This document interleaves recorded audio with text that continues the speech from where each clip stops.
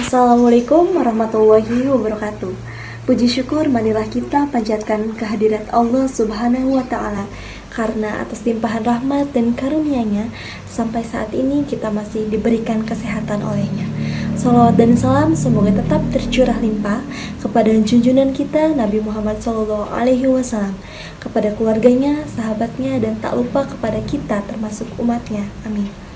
Perkenalkan, saya Syifa Haifana sebagai moderator dari kelompok 4. Adapun materi yang akan kami sampaikan yaitu mengenai kode etik profesi akuntan internasional dan penerapannya.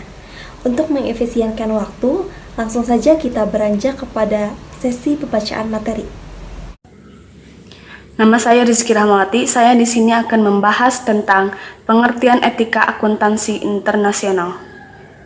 Kata etika berasal dari bahasa Yunani kuno yaitu etikos. Berarti timbul dari kebiasaan.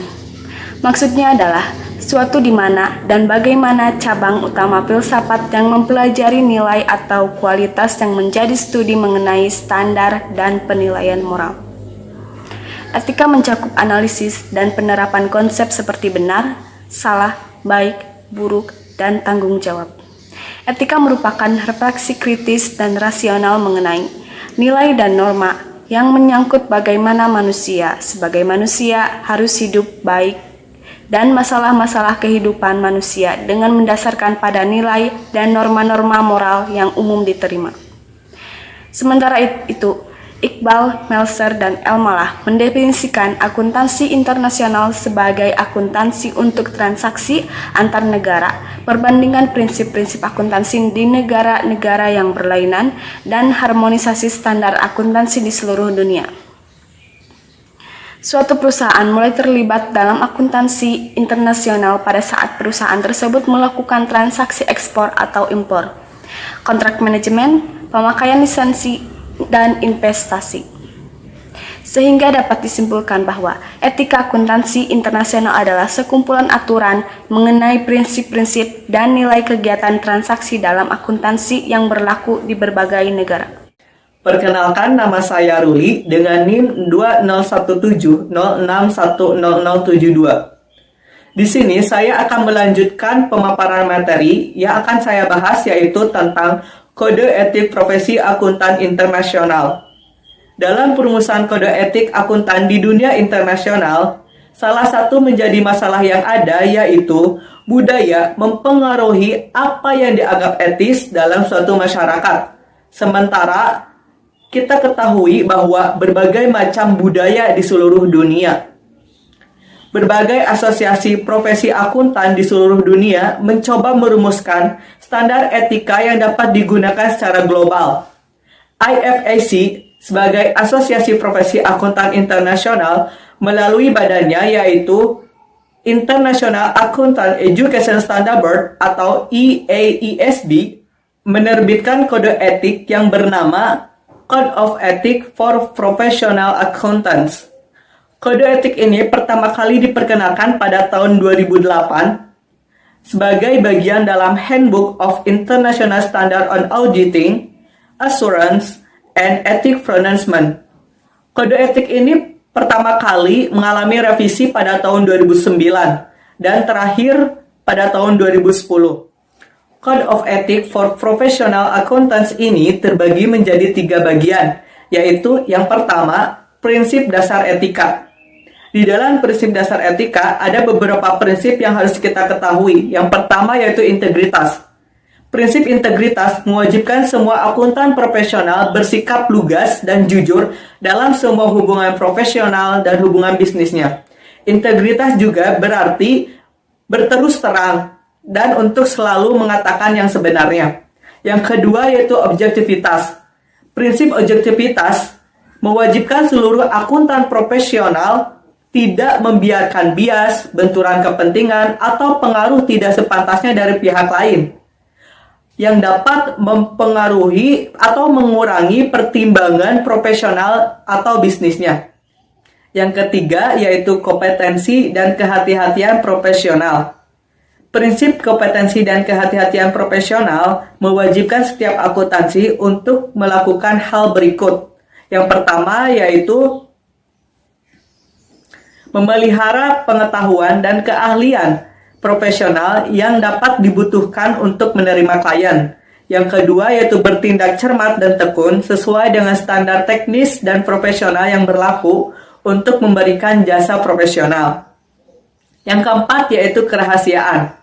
Prinsip kerahasiaan ini mewajibkan setiap akuntan profesional untuk tidak melakukan hal berikut. Yang pertama, mengungkapkan informasi rahasia yang diperoleh dari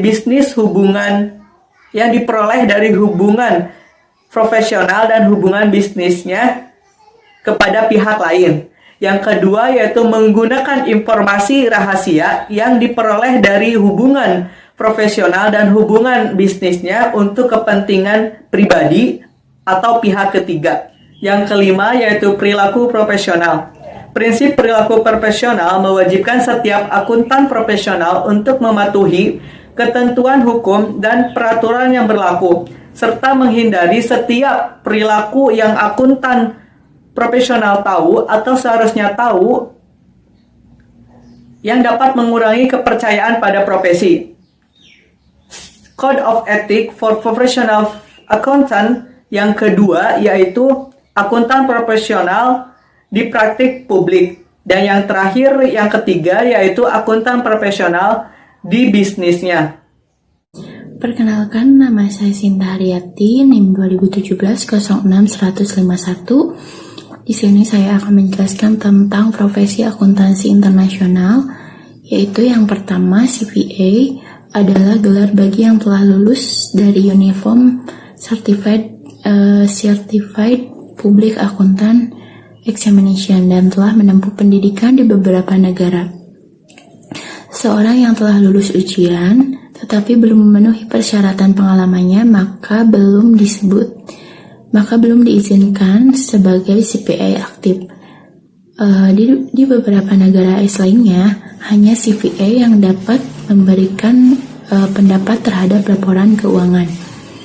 Banyak negara yang memiliki tingkat akuntan yang lebih rendah dibandingkan CPA, biasanya disebut sebagai PA. Tidak hanya itu, banyak negara yang melarang untuk penggunaan sebutan CPA atau PA apabila seseorang bersertifikat sebagai CPA atau PA yang bukan dari negara tersebut. Fungsi utama CPA adalah memenuhi semua hal yang berhubungan dengan akuntan publik dan layanan jaminan. CPA juga dapat digunakan di perusahaan swasta dan CPA juga berfungsi sebagai konsultan bisnis, masuk dalam industri kecil, menengah, atau bahkan dalam pajak dan departemen audit. Yang kedua ada CEA, Certified Internal Audit, merupakan standar individu yang dapat menunjukkan kompetensi dan profesionalisme di bidang audit internal. Kualifikasi CEA dimaksudkan untuk menunjukkan pengetahuan profesional dan profesi audit internal. Kebanyakan CEA sekarang adalah Senior Manager Audit Internal, Wakil Presiden, Direksi, dan Kepala Audit Eksekutif.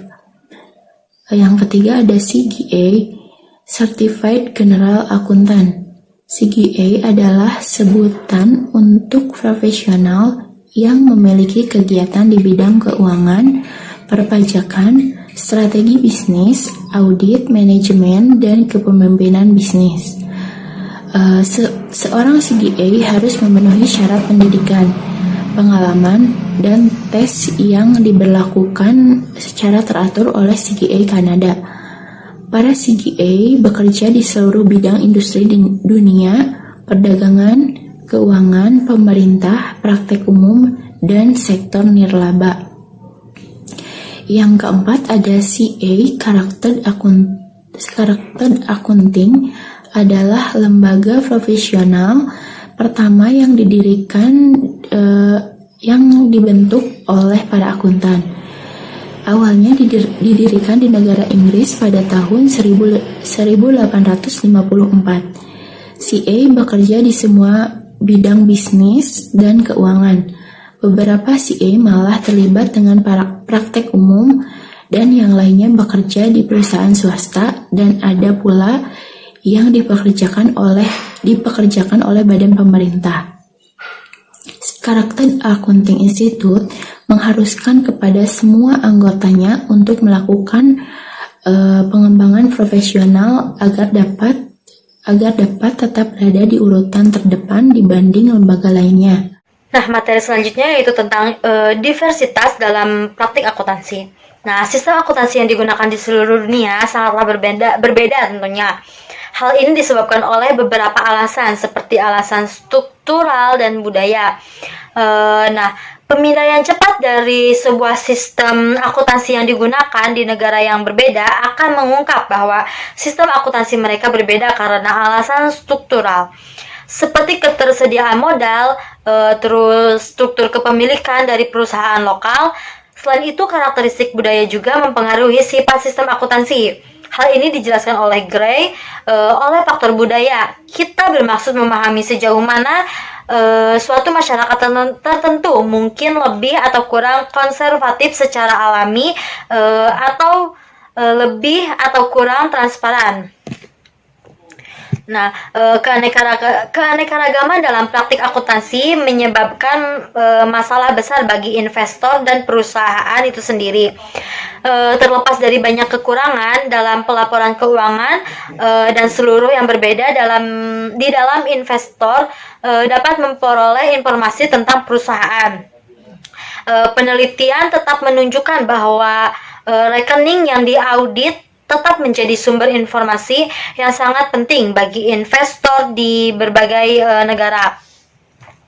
Nah, namun penelitian juga menunjukkan bahwa karakteristik budaya, kelembagaan dan karakteristik ekonomi yang berbeda di negara yang berbeda juga menghasilkan perbedaan yang signifikan pada banyak rasio yang dipantau oleh para analisis dan investor secara rutin ketika akan menilai posisi keuangan perusahaan.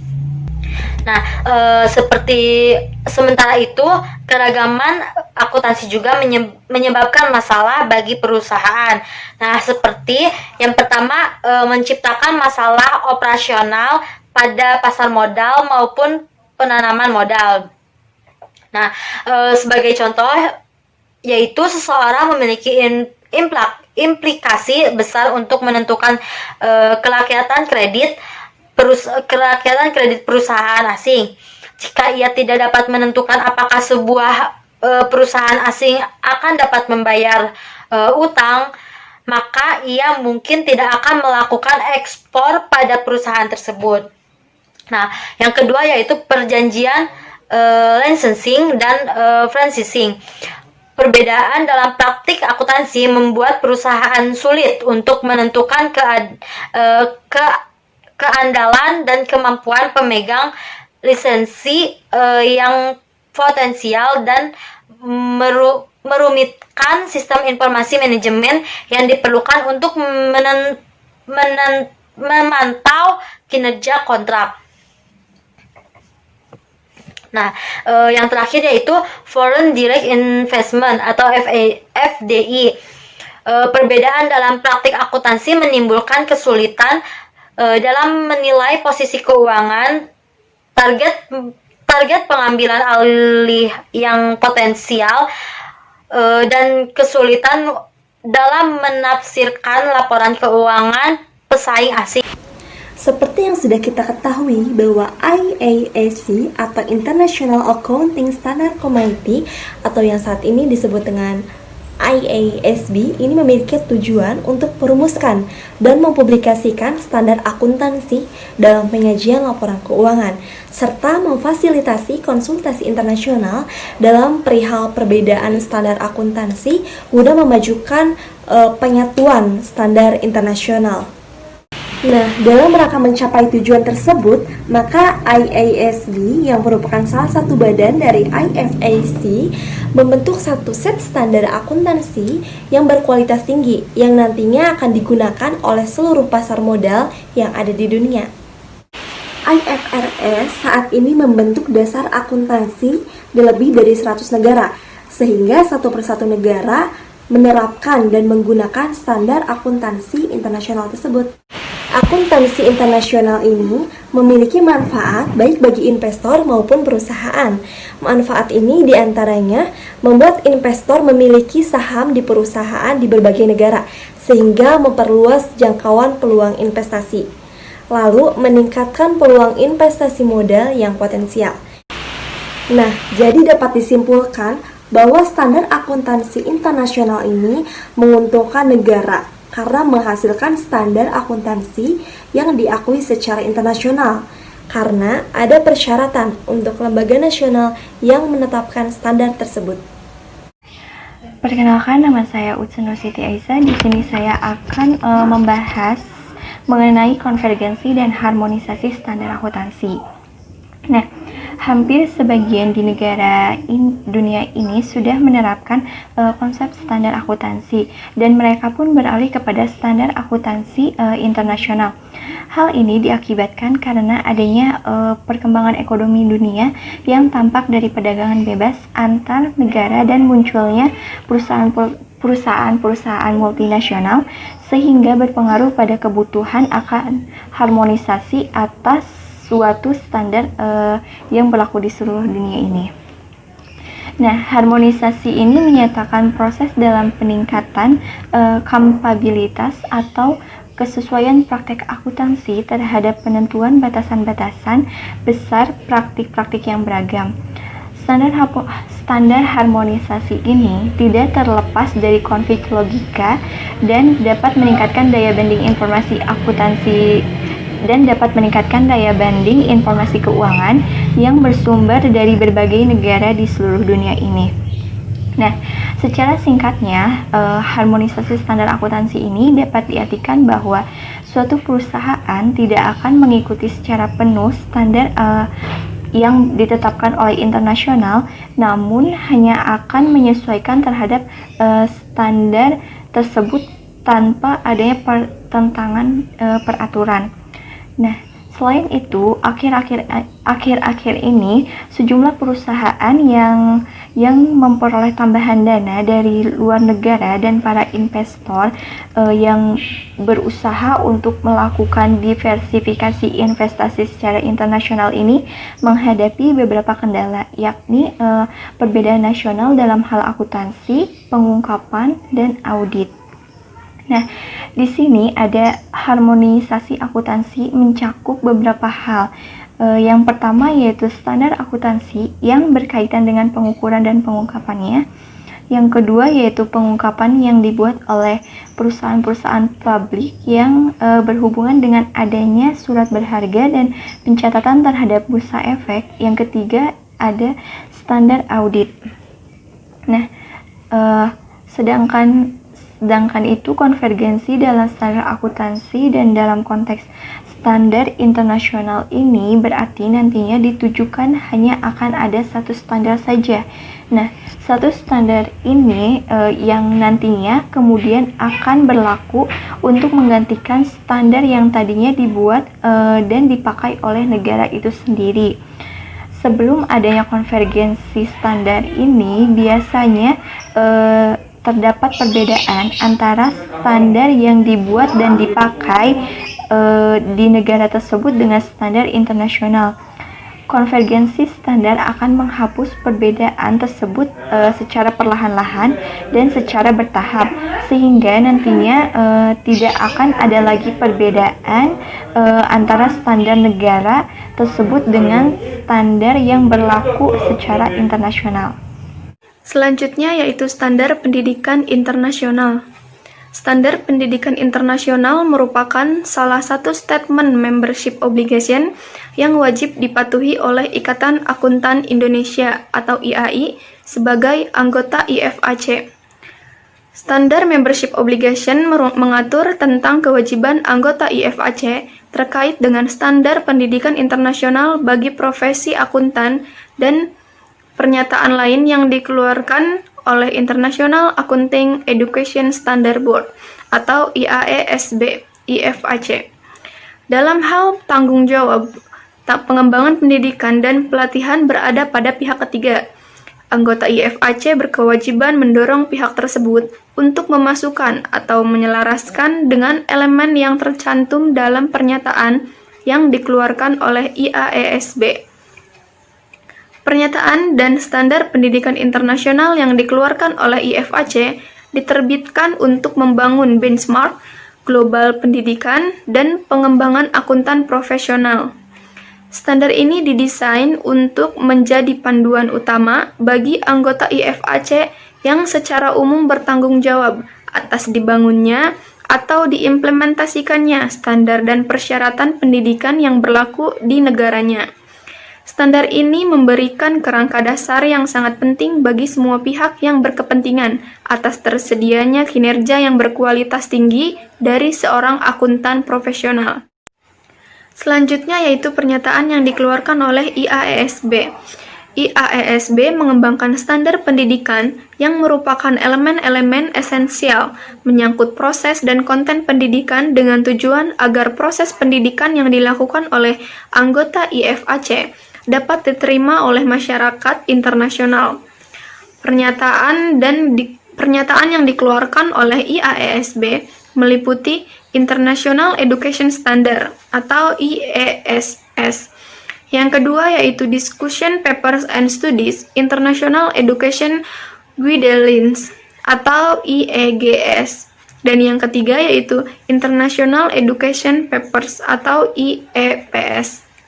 IESS ditujukan untuk memajukan profesi akuntansi dengan menetapkan tolak ukur atau benchmark sebagai persyaratan minimal untuk memperoleh kualifikasi sebagai akuntan profesional yang mencakup pendidikan, pengalaman praktik, dan pengembangan profesional secara berkelanjutan.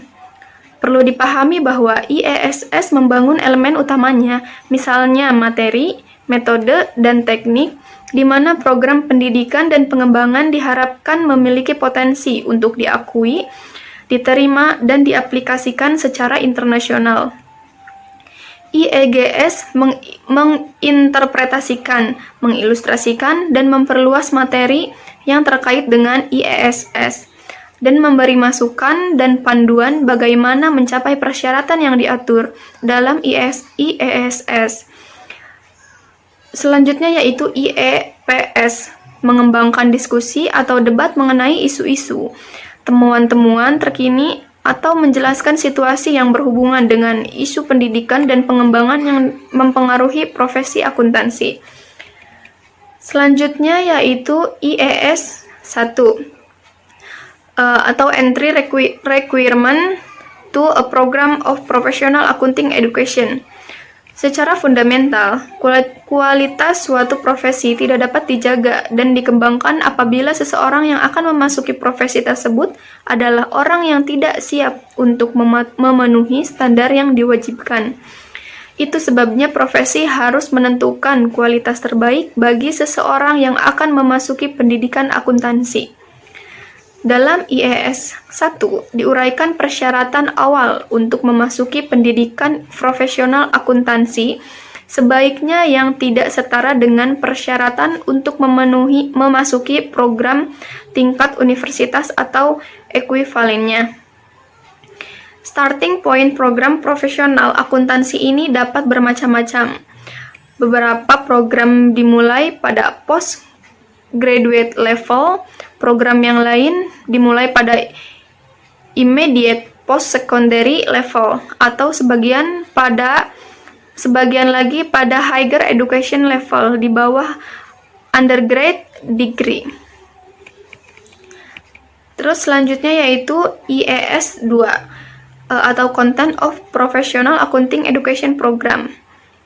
Tujuan IES 2 ini adalah untuk meyakinkan bahwa calon akuntan profesional memiliki pengetahuan profesional akuntansi yang cukup untuk dapat menjalankan fungsinya sebagai akuntan yang kompeten dalam menghadapi lingkungan yang kompleks dan berubah.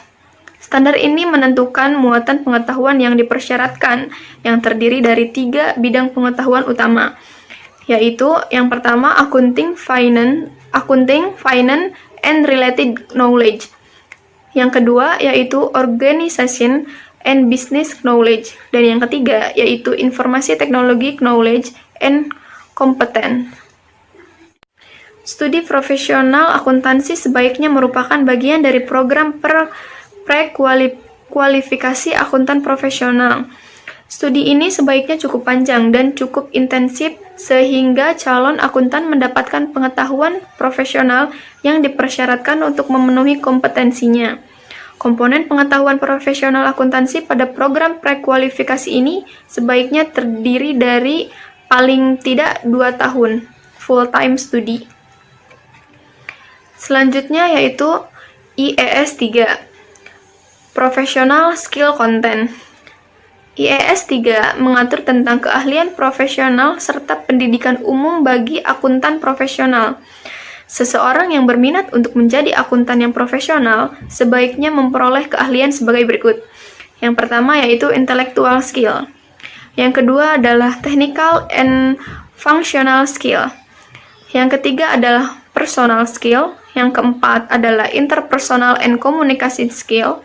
Dan yang kelima yaitu organization and business manager skill. Selain keahlian profesional, program pendidikan profesional sebaiknya meliputi pendidikan umum.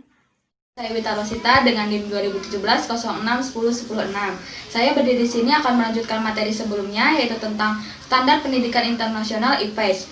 Materi yang pertama yaitu tentang IES 4 Professional Values Ethics and Attitude. Yang kedua yaitu IES 5 Practical Experience Recruitment. Yang ketiga yaitu IES 6 Assessment of Professional Capabilities and Competence. IES 7 yaitu Continuing Professional Development, a Program of Lifelong Learning and Continuing Development of Professional Competence. Yang terakhir yaitu IES 8 tentang Competence Requirement of Audit Profesional. Nah, lanjut ke materi yang pertama yaitu tentang IES 4. IES 4 menentukan nilai profesional etika dan sikap akuntan profesional yang seharusnya diperoleh selama pendidikan supaya memenuhi kualifikasi sebagai akuntan profesional. Nah, program pendidikan akuntansi sebaiknya memberikan kerangka nilai, etika, dan sikap profesional untuk melatih judgement profesional calon akuntan sehingga dapat bertindak secara etis di tengah kepentingan profesi dan masyarakat.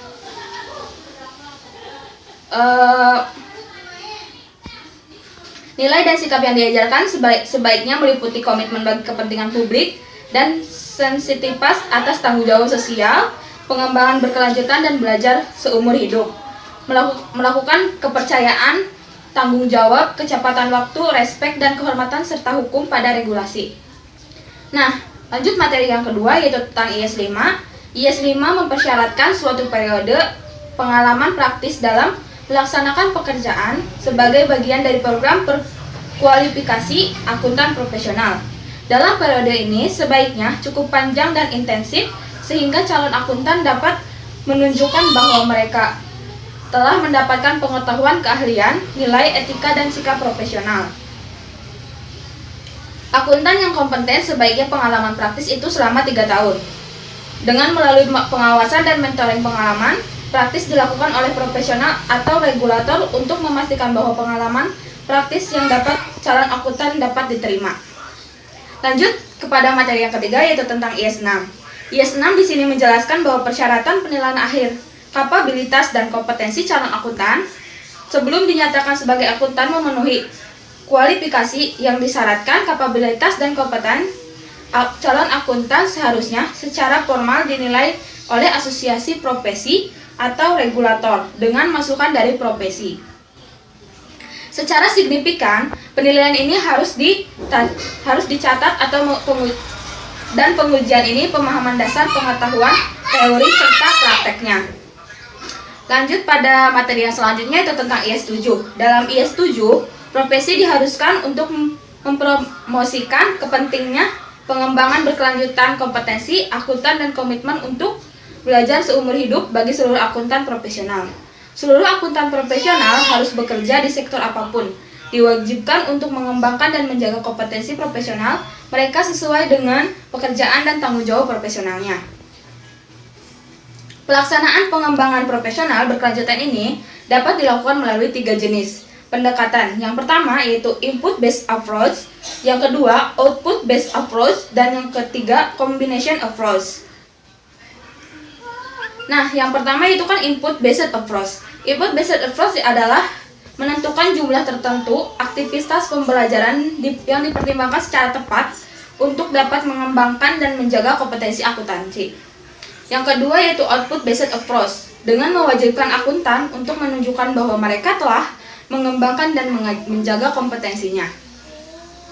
Yang ketiga itu kombinasi approach. Kombinasi approach merupakan kombinasi antara dua materi di atas. Nah, materi yang terakhir yaitu tentang IS8. IS8 ini khusus ditunjukkan bagi audit profesional. Adapun jabatan audit profesional yang diatur dalam draft standar ini meliputi 1. Audit seniors, 2. Audit supervisor, 3. Audit manager. Audit manager yaitu biasanya sebagai atas asisten manajer, manajer, dan senior manager. Yang keempat yaitu audit partners, direktur, dan participants. Dan yang kelima yaitu engagement partners.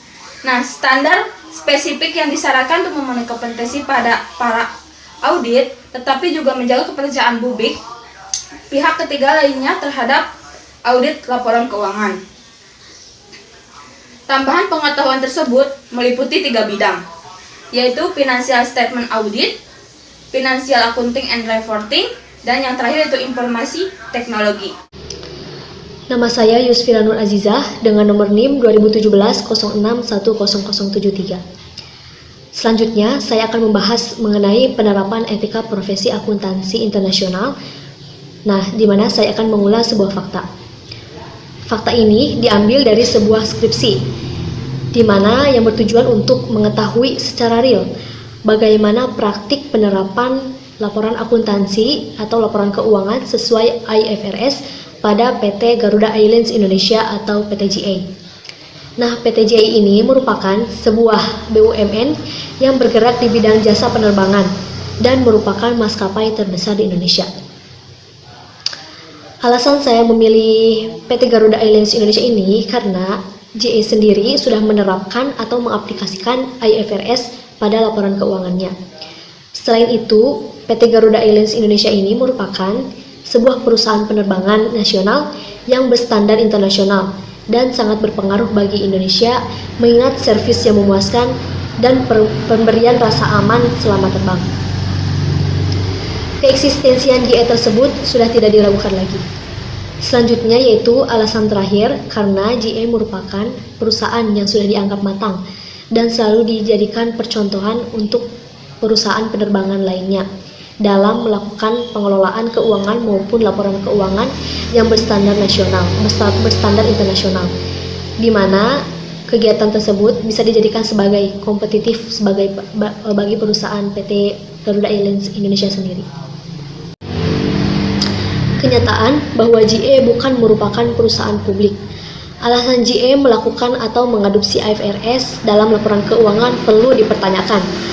Apakah sebuah paksaan dari pemerintah ataukah keinginan GA sendiri?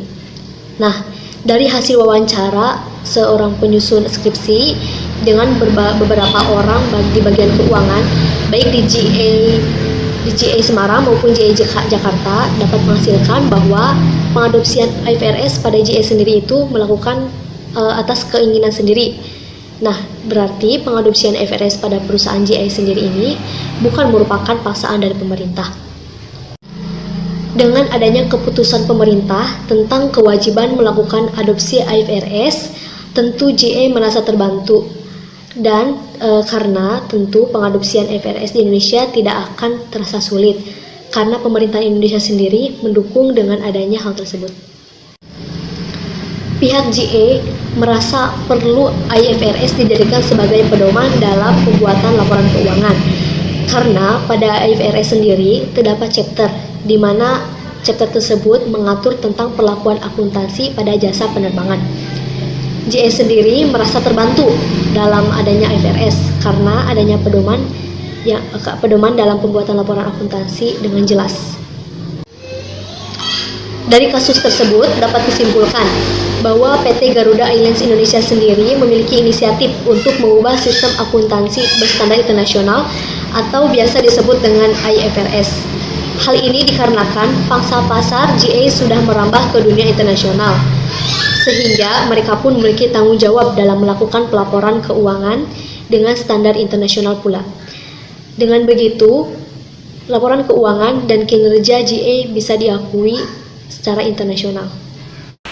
Sekian yang dapat kami sampaikan. Untuk sesi tanya jawab akan kita lanjutkan dalam diskusi grup yang telah ditentukan. Terima kasih atas perhatiannya. Mohon maaf apabila ada kekurangan. Wassalamualaikum warahmatullahi wabarakatuh.